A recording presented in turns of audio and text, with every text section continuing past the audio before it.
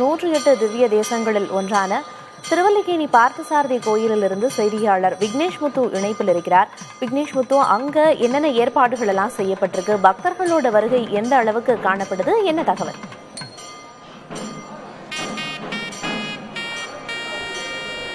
108 திவ்ய தேசங்களில் மிக பழமையான ஒரு 1000 ஆண்டுகள் பழமையான திருவல்லிக்கேணி பார்த்தசாரதி கோவிலில் தான் நாம் இருக்கிறோம். நம்முடைய ஒளிப்பதிவாளர் தங்கதுரை இதனுடைய காட்சிகளை தற்பொழுது நேரடியாக காட்டிக் கொண்டிருக்கிறார். மிக முக்கியமாக 4:30 மணி அளவில் சரியாக இங்கு சொர்க்கவாசல் திறக்கப்பட இருக்கிறது. பேயாழ்வார், திருமசையாழ்வார், திருமங்கையாழ்வார் பாடல் பெற்ற தலமாக அறியப்படக்கூடிய இந்த கோயிலில் அதிகாலை 2:30 மணியிலிருந்து 4 மணி வரை மூலவர் தரிசனம் நடைபெறுகிறது. காலை சரியாக 4:15 மணிக்கு உள்பிரகார புறப்பாடு நடைபெறுகிறது.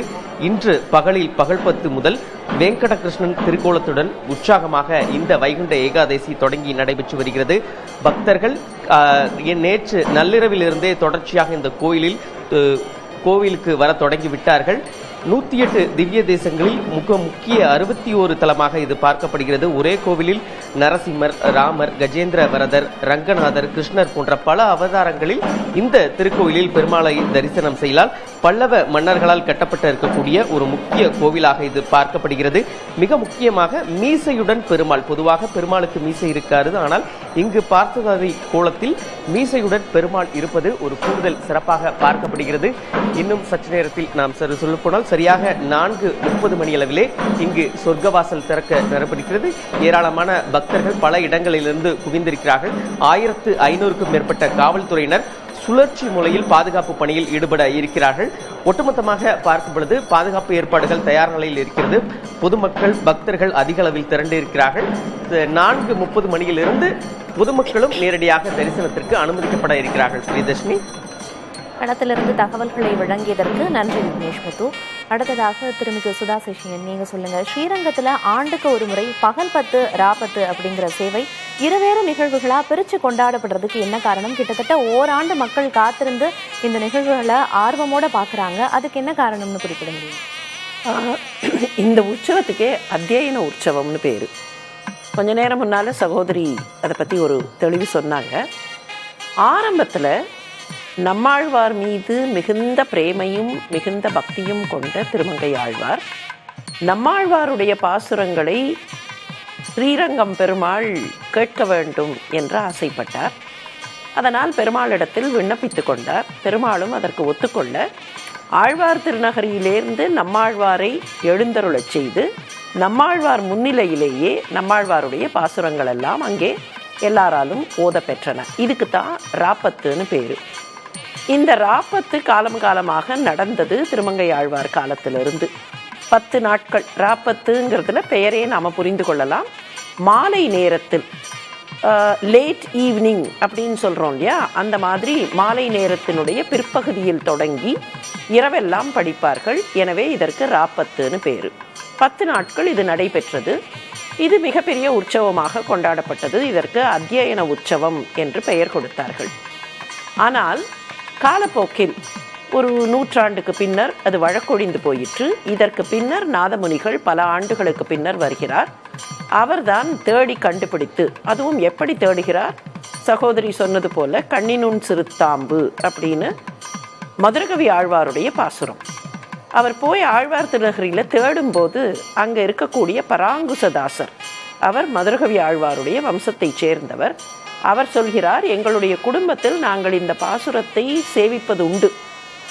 ஆனால் எங்களுக்கு சொல்லப்பட்டிருக்கிறது 12,000 முறை யார் போய் இதை நம்மாழ்வாருடைய திருமுன்னால் சேவிக்கிறார்களோ அவர்களுக்கு நம்மாழ்வாரே எழுந்தருளி பாசுரங்களை எல்லாம் தருவார்னு சொல்லப்பட்டிருக்கிறது. நாங்கள் யாரும் இதை செய்ததில்லை. எனவே நாதமுனிகள் போகிறார். போய் நின்று 12,000 முறை அதை உருப்போட்டு சேவிக்க நம்மாழ்வார் நேரடியாக எழுந்தருளி தம்முடைய பாசுரங்களை எல்லாம் உபதேசிக்கிறார். அது மாத்திரமில்லை, வழக்கொழிந்து போயிருந்த மற்ற ஆழ்வார்களின் பாசுரங்களையும் உபதேசிக்கிறார். இப்படி மொத்தமாக நாதமுனிகளுக்கு ஏறத்தாழ 3667 பாசுரங்கள் கிடைக்கின்றன. அவற்றையெல்லாம் மீண்டும் எப்படி திருமங்கை ஆழ்வார் அப்போ உற்சவம் வைத்திருந்தாரோ அதே மாதிரி வைக்க வேண்டும் என்று நாதமுனிகள் ஆசைப்படுகிறார். காட்டுமன்னார் கோயில் மன்னனார் அப்படிங்கிற அந்த பெருமாளும் அவருக்கு கனவுல தோன்றி இதை செய்ய வேண்டும்னு சொல்ல ஸ்ரீரங்கத்தில் மறுபடியும் அதை ரீஎஸ்டாப்ளிஷ் பண்ணுறார். அப்படி ரீஎஸ்டாப்ளிஷ் பண்ணும்போது ராப்பத்து நம்மாழ்வாருடைய பாசுரங்கள், ஏன் மற்ற ஆழ்வார்களின் பாசுரங்களையும் பெருமாள் கேட்கக்கூடாதுங்கிற ஆசை வர ராப்பத்துக்கு முன்னால் 10 நாட்கள் பகல் 10. அப்போ இப்போ கணக்கில் பார்த்தீங்கன்னா மார்கழி மாதம் அமாவாசை அன்றைக்கு இரவு திருநெடுந்தாண்டகம் அப்படின்னு திருமங்கை ஆழ்வாருடைய அந்த பாசுரங்கள் சேவையாகும். அதுக்கப்புறம் ஒரு 10 நாட்கள் அத்தியன உற்சவம் அன்னையோடு ஆரம்பிக்கும். பிரதமையிலேருந்து தசமி வரைக்கும் பகல் 10 நடக்கும். தசமிக்கு அடுத்த நாள் ஏகாதசி தான் நாம் இன்னைக்கு இருக்கிற நாள். இன்னைக்கு ஆரம்பித்து ராப்பத்து ஒரு 10 நாட்கள் பஞ்சமி வரைக்கும் நடக்கும். இந்த 2 உற்சவத்துக்கும் நடுவில் பகல் 10க்கும் ராப்பத்துக்கும் நடுநாயகமாக இருப்பது வைகுண்ட ஏகாதசி. அதனால தான் அத்தியன உற்சவமாக, அதுவும் ஆழ்வார் திருநகரியிலேந்து பெருமாள் நம்மாழ்வார் எழுந்தருளி பெருமாளுக்கு முன்னால் சேவையாகக்கூடிய இந்த உற்சவத்திற்காக 1 வருஷ காலம் மக்கள் காத்திருக்கிறார்கள். அதில் இன்னொரு விசேஷமும் உண்டு. கார்த்திகை மாதம் கார்த்திகை நட்சத்திரம், கார்த்திகை பௌர்ணமி அன்னைக்கு தான் திருமங்கை ஆழ்வாருடைய திருநட்சத்திரம்.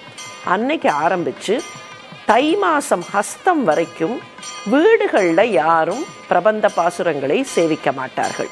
இதற்கு அனத்தியன காலம்னே பேர். அந்த சமயத்தில் வீடுகளில் இல்லை தனியாக இருக்கக்கூடிய இடங்களில் பண்ண மாட்டார்கள். கோவிலில் மாத்திரம்தான் இந்த அத்தியன உற்சவம் நடக்கும். கோவிலில் நடக்கக்கூடிய விசேஷமான உற்சவங்கிறதுனால தான் மக்கள் இதற்காக ஓராண்டு காலம் காத்திருக்கிறார்கள்.